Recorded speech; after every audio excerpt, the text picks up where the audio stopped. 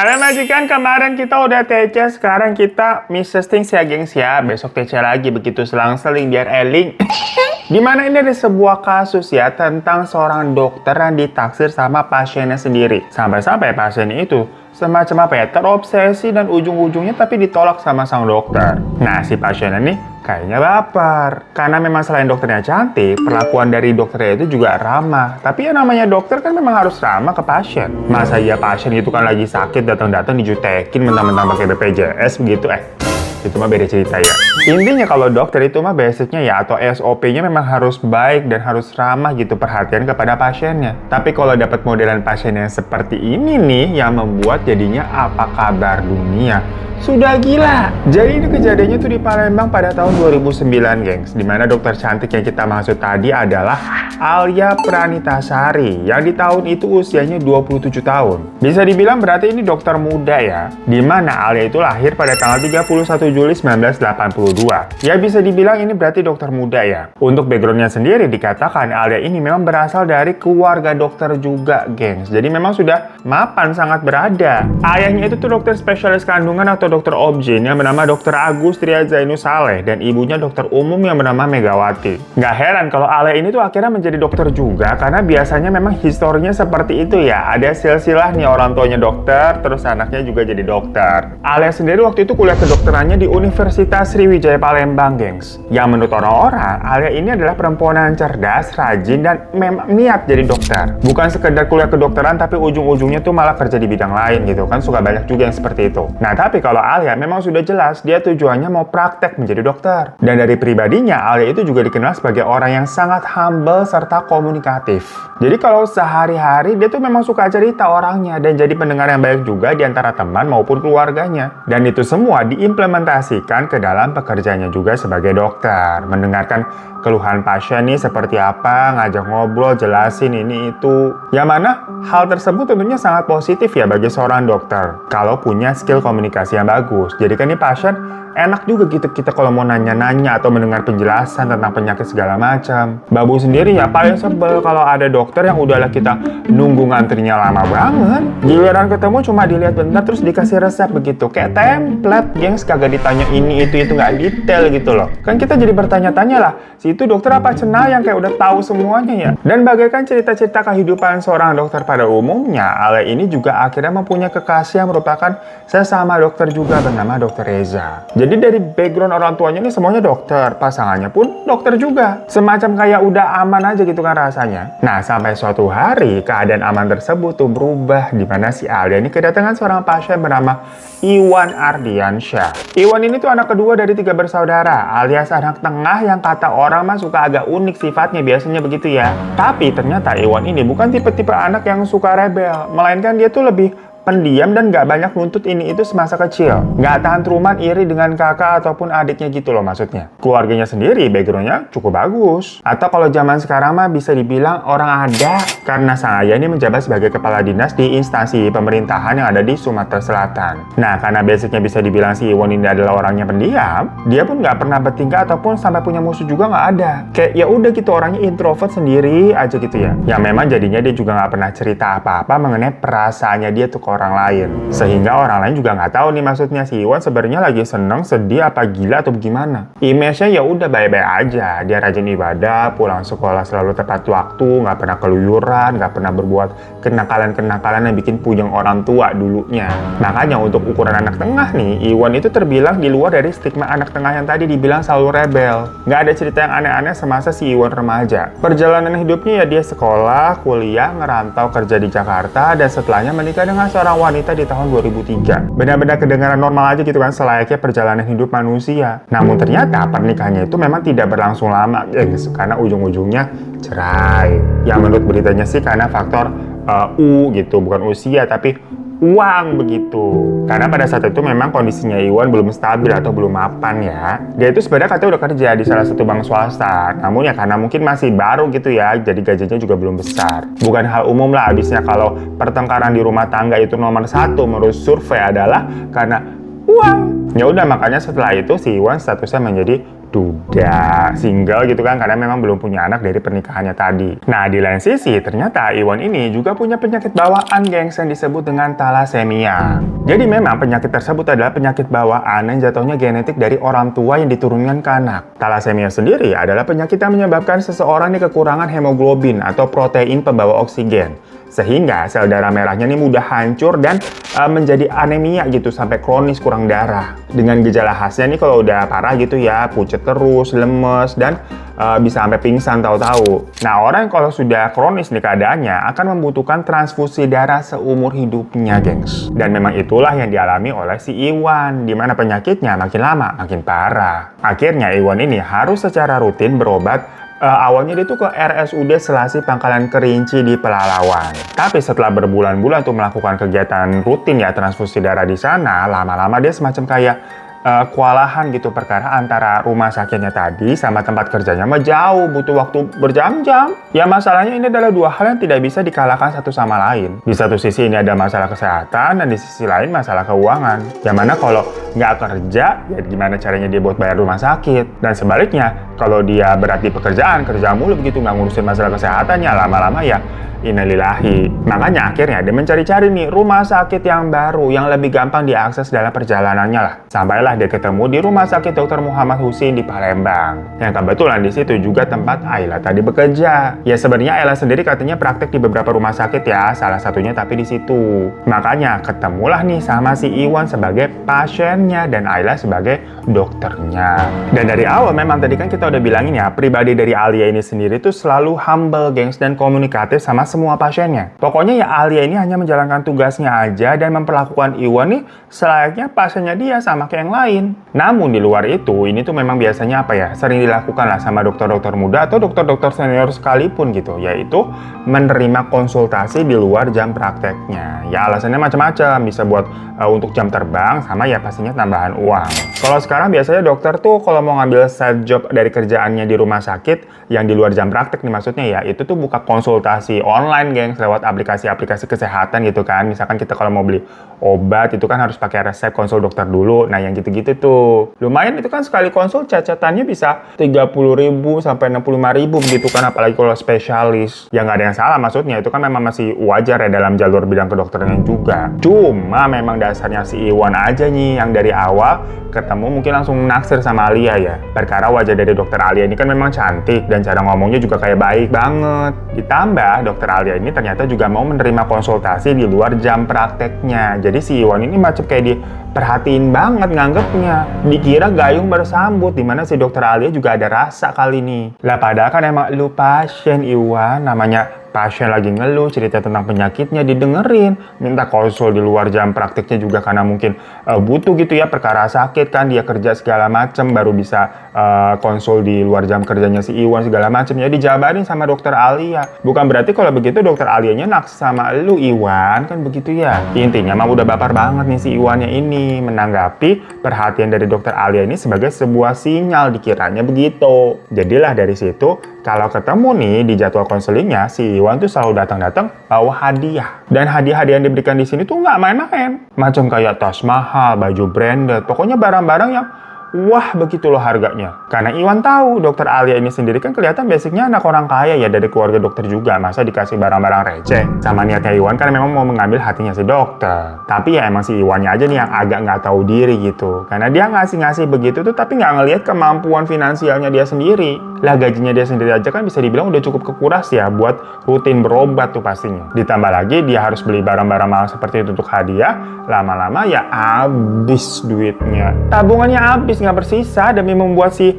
dokter Alia itu terkesan dengan barang-barang pemberiannya. Dan memang pada saat itu posisinya dokter Alia ini selalu menerima hadiah-hadiah tersebut. Karena Iwan ngomongnya, ini hadiah karena dokter udah merawat saya gitu, mau terima konsul di luar jam praktek. Ya di sini sebenarnya banyak yang beranggapan ya, maksudnya netizen ya, kayak seharusnya dokter Alia nggak nerima barang-barang itu karena gimana pun juga terlalu mewah kan barangnya. Dimana komentarnya nih macam-macam nih, kayak masa ada si cowok mau ngasih barang mahal gitu secara cuma-cuma. Ya bener juga sih memang. Namun ada di beberapa kasus atau kejadian yang konteksnya ini pasien sama dokter ya, dimana pasiennya itu memang ngasih barang mahal karena merasa apa ya, hidupnya terbantu oleh si dokter karena penyakitnya tahu-tahu sembuh misalkan begitu. Itu kan pastinya benar-benar jadi apa ya, life changing buat si pasiennya sendiri. Mungkin dia sangat merasa bersyukur, berterima kasih banget, jadinya ngasih barang mahal sebagai bentuk ya berterima kasih banget ya dok, begitu loh. Nah intinya mungkin memang dokter Alia mikirnya seperti itu. Karena kan Iwan ini jatuhnya pasien tetapnya dia ya, yang memang punya penyakit yang terus-menerus harus rutin berobat. Jadi mungkin dianggapnya Iwan ini sangat berterima kasih kepada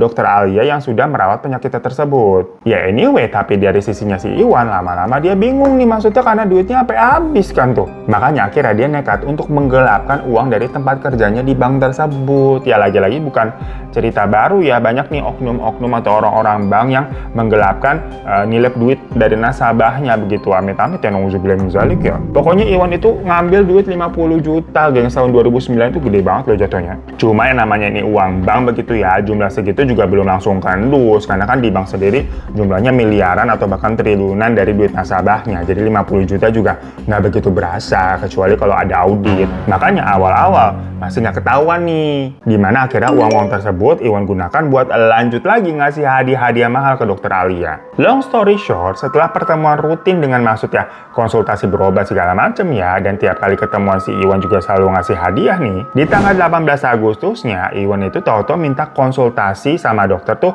di sebuah kafe. Tentunya ya di luar jam prakteknya dokter Alia. Jadi ini konteksnya bukan lagi di luar jam praktek dari rumah sakit, tapi tempatnya juga lebih di luar lagi, nggak lazim gitu loh, melainkan tadi tuh di kafe ngajaknya cenah. Makanya dokter Alia sendiri awalnya merasa aneh nih, kok di kafe mau konsultasi penyakit. Cuma karena si Iwan ini jatuhnya sudah pasien tetap, sudah kenal banget lah jatuhnya, bukan orang baru istilahnya. Sampai-sampai Iwan pun juga katanya terkenal di rumah sakit tempat si Alia bekerja tadi, karena memang pasien rutin di sana, datang terus, masa ya nggak kenal? Jangan ke rumah sakit deh, orang tuanya Alia juga sampai tahu Iwan-Iwan ini. Karena kan Alia itu apa-apa cerita ya orangnya ya, namanya ini juga ada pasien tetap gitu kan, suka ngasih hadiah mahal, pokoknya jadi pasien spesial. Akhirnya Alia pun mengiyakan permintaannya Iwan tadi buat ketemuan di kafe. Dengan alasan ya tetap ya konsultasi penyakit. Mungkin si Iwan ini butuh suasana baru, namanya pasien kan juga mungkin muak kali ya ke rumah sakit terus tiap hari, stres gitu. Pokoknya positive thinking cenah. Yang ternyata pada saat itu posisinya si Iwan ini baru tahu kalau dokter Alia ternyata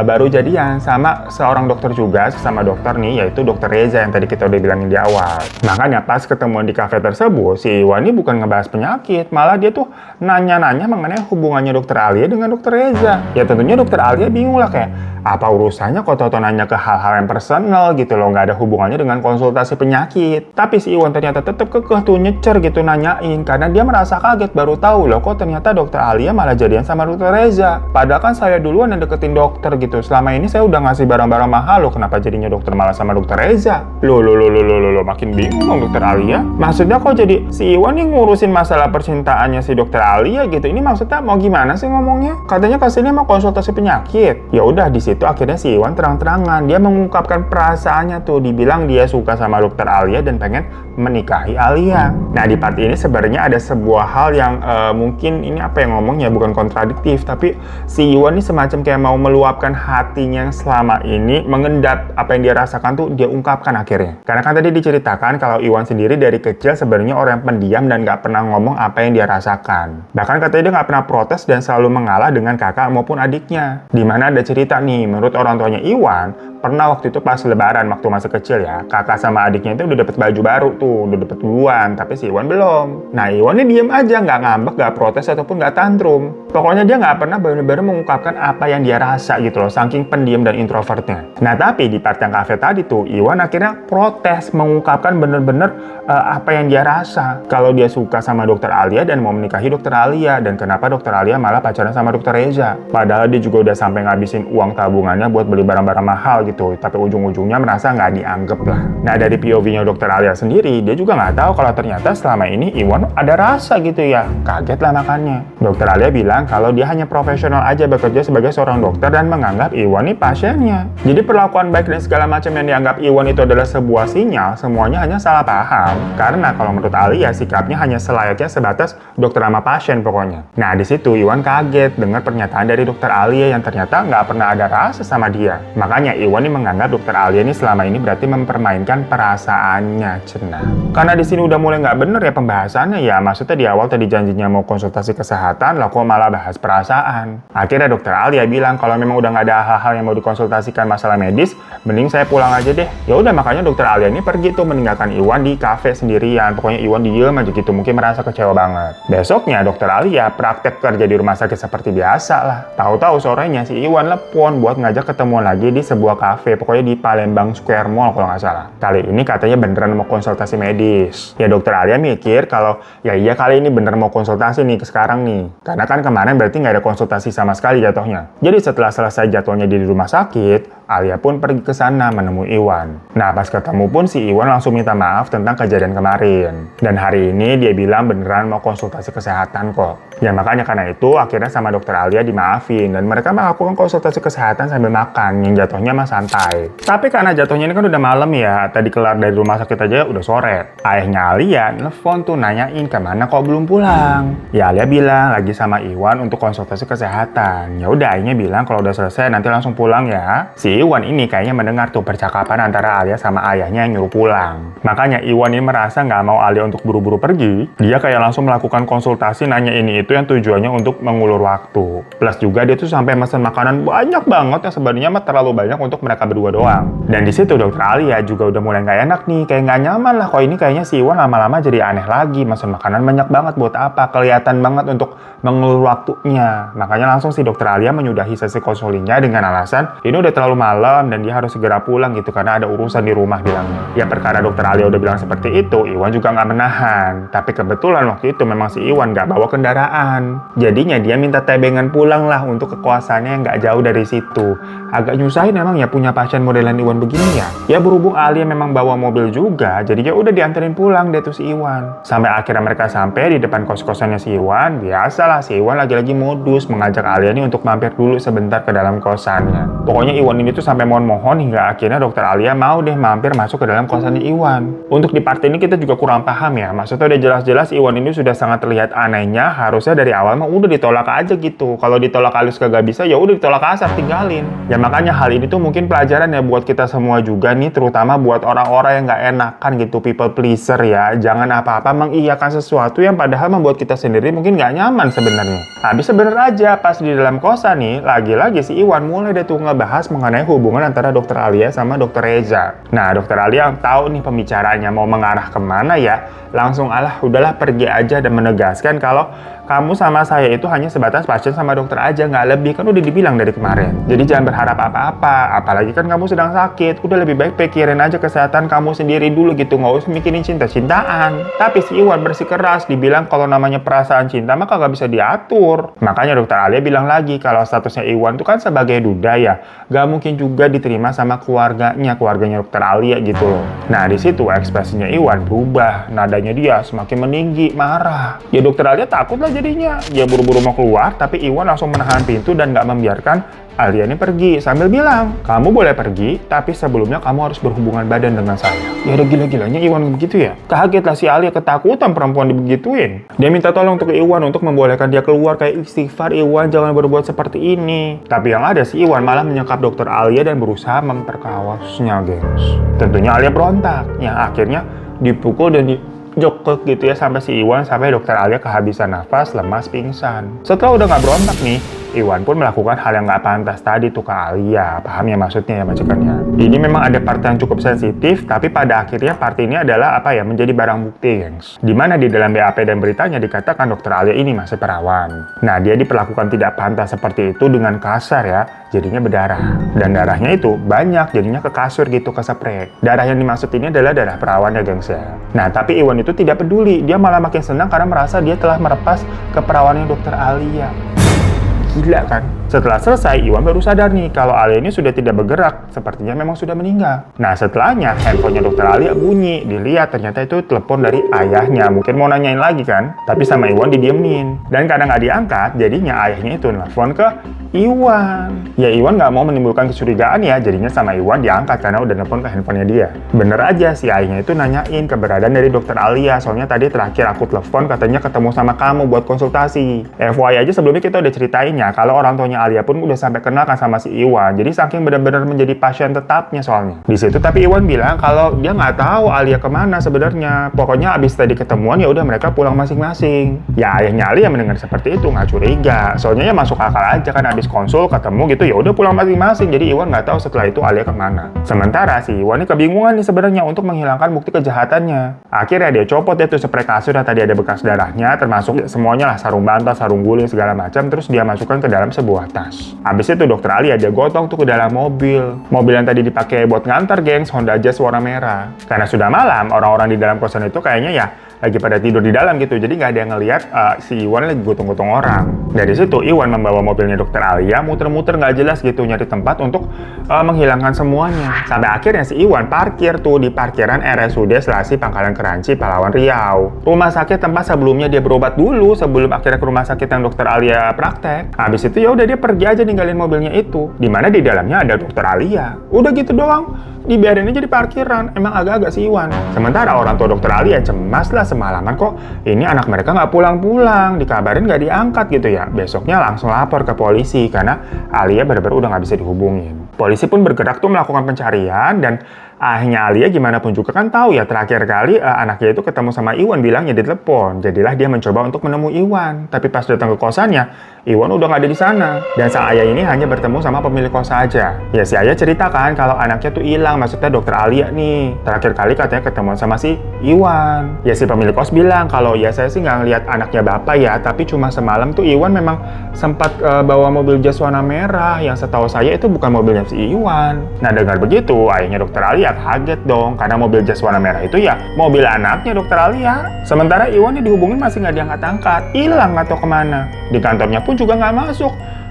Aneh banget kan? Jangankan ayahnya Alia yang mencoba menghubungi Iwan tapi nggak diangkat-angkat nggak bisa-bisa ya, orang tuanya Iwan sendiri juga jatuhnya kehilangan kontak dengan si Iwan. Mereka cemas nih, Iwan kenapa kok hilang gitu, ditelepon kagak diangkat-angkat. Mana ini Iwan kan lagi sakit, maksudnya mikirlah apa jangan-jangan pingsan di suatu tempat atau bahkan meninggal. Pastinya orang tua cemas. Makanya orang tuanya Iwan pun akhirnya melaporkan Iwan hilang tuh kepada polisi. Hingga beberapa hari setelahnya di tanggal 23 Agustus 2009, satpam yang jaga di RSUD Selasa itu ngeliat nih kok ada mobil Honda Jazz warna merah ngendon aja gitu ya di parkiran lama banget, nggak keluar-keluar. Punya siapa? Apa punya pasien situ apa gimana? Ya namanya satpam kan biasa ngacak-ngacak gitu kan, karena memang tugas dia. Iseng lah ngintip gitu kan ke dalam kaca mobil.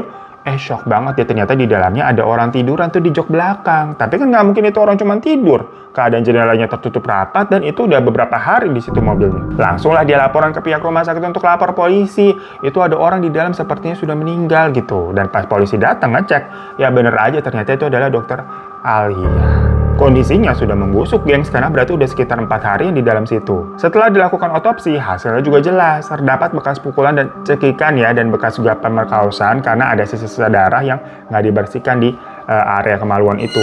Keluarga dokter Alia yang diberitahu tentunya langsung histeris lah. Dan orang pertama yang dicurigai siapa lagi kalau bukan Iwan, karena dari sidik jari di mobil juga sudah sangat jelas. Cuma masalahnya dari kemarin si Iwan ini kan juga hilang. Ya ternyata dia memang lagi berusaha kabur gengs, lagi mau ke kampung orang tuanya di Palembang. Awalnya waktu ditangkap dia pura-pura kaget gitu, bohong kalau bilang dia nggak tahu menau apa-apa. Cuma ya dari bukti-bukti segala macam dia nggak bisa ngelak. Apalagi waktu ditangkap juga ditemukan tuh spray yang tadi ada noda darahnya kan masih dimasukin di dalam tasnya, belum dibuang lah. Kayak gimana lu mau ngelak? Ya makanya atas perbuatannya itu akhirnya si Iwan dijatuhi hukuman mati. So itu majikan kasus dari seorang dokter yang ditaksir sama pasiennya sendiri tapi berakhir sangat menyedihkan ya. Niat baik ramah ke orang tapi orang yang dibaikin mah kagak tahu diri. Kadang serba salah juga jadinya ya. Kalau misalkan jutek kita diomongin, tapi kalau baik disalah sangka, dikira kita punya perasaan. Jadi harus kayak mana kita bersikap gitu loh. Apa memang di dunia yang sudah gila ini kita nggak boleh terlalu ramah ke semua orang kali ya? Apalagi buat para perempuan gitu kan, ke laki-laki nih. Karena ya banyak kasus-kasus seperti ini di mana laki-lakinya jadi baper kalau dibaikin sama perempuannya, dianggap perempuannya punya rasa. Tapi banyak juga sih yang sebaliknya ya, maksudnya laki-laki yang terlalu baik ke cewek-cewek jadi kesannya kayak tebar pesona begitu. Lah serba salah gitu. Intinya mungkin tahu batasannya aja kali ya, dan harus tegas gitu, jangan gak enakan. Kalau misalkan orang yang dibaikin ini mulai kelihatan aneh-anehnya, mulai kelihatan bapernya, harus langsung di stop. Tapi ya si Iwan udah di stop juga ya, ditolak dengan tegas kan pada akhirnya. Lah malah marah. Ya semoga kita tidak ketemu dengan orang-orang modelan Iwan seperti ini ya, dijauhkan lah pokoknya ya. Mohon maaf majikan kalau ada salah kata ya. Terima kasih semuanya, sampai jumpa lagi di video-video selanjutnya. Assalamualaikum warahmatullahi wabarakatuh. Misteri dunia orang pada kenapa? Misteri dunia memang sudah pada gila.